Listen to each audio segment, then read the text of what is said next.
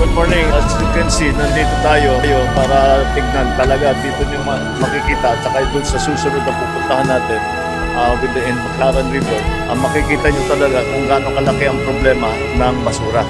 Andito si Sec Sharon ng Department of Energy dahil pinag-uusapan namin ng mabuti yung waste to energy ng mga plano. Patuloy naman ang ating mga ginagawa, ang ating programa. We are starting to move forward kasi bibilhin ng Department of Energy yung power na manggagaling dun sa waste to energy. Kaya yun ang pinag-negotiate nila ngayon. So, yan ang tanging solusyon na yung mga landfill po nila. Ang ating iniisip, imbis na landfill dadalhin sa waste to energy plant. Patuloy lang ang ating trabaho para mabawasan ang baha dito sa, hindi lamang sa Metro Manila, lahat ng buong Pilipinas.